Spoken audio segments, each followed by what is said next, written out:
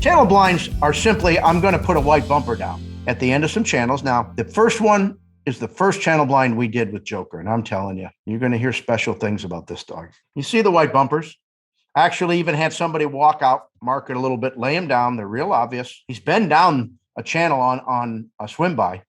It's just a new spot. Now, this isn't a perfect channel, but it has the theme of a channel. We did that. We lined them up close. We backed up a little bit. Now, you notice we sent them 3 or 4 times. We've gradually moved off the water. Now, I'm looking sometimes to get a few opportunities to handle. The beginning of the handling to tell them to get in the water and to stay in the water. You've done it on swim by, but now you're doing it in the context of saying dead bird back. That was channel blind number 1 for him. And that's the overhead picture of that channel blind. And we say that's Joker's second channel blind because actually one of my substitutes, Ray, was in before and they did channel blind number 1. But this was the first one I was involved with. And we went to a different location. Once again, I had white bumpers, ran pretty close. This time I didn't mark it. I didn't have somebody, I just put them out, dead bird back. Now he can see them. Sometimes the dogs pick them up right away, or sometimes they're a little vague and then they see them en route. Ideal. Now it's the same deal, but you notice we went from a 10-yard entry to a 40-yard entry. Now, Joker was going pretty darn good, but he started to cheat around the right side or run around the pond. We stopped him on a whistle. We gave him a little cast, and we maybe even gave him 2 casts, and he jumped in the water, and I remember where they are, and he swam down.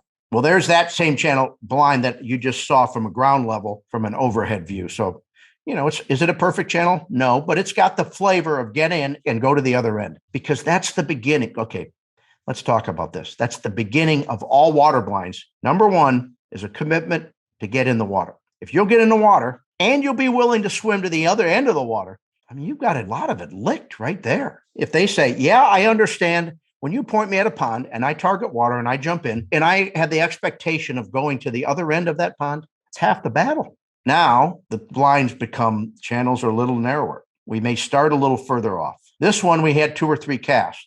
This particular, if you saw that in the video, because this one is in that module number 9, there was a little running water on the sides. So he started to kind of lunge down the edge and we stopped. We made a couple casts. We weren't getting overly critical about it. One thing I really love about this particular location, this is right at Panjam there in central Wisconsin. We've got another channel that kind of mimics this one. We just moved over right after we did this one and we did another one. So we weren't necessarily going right back to the same bumper, but we had the same picture and theme. Well, there you go. There's the overhead. The one on the left is the one you just saw. And then we stepped right over to the right. Now, is that a perfect channel? No, but the beginning is pretty much a mirror. Get in the channel, get in the water in front of you, swim down the middle, and then the bumpers at the end. That's pretty much it, what I did for channel blinds with this dog.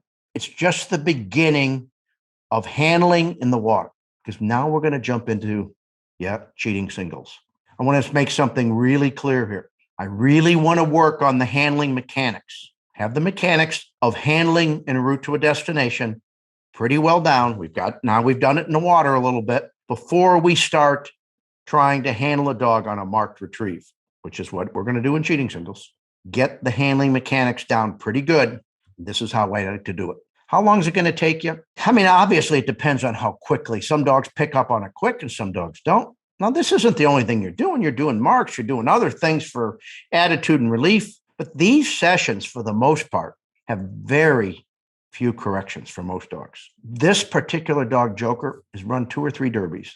He's 20 months oldish.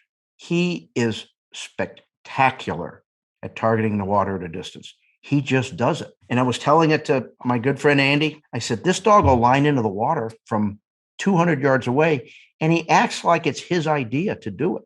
He just does it because that's what he's always done. He doesn't do it out of fear or even obligation. It's just where it is.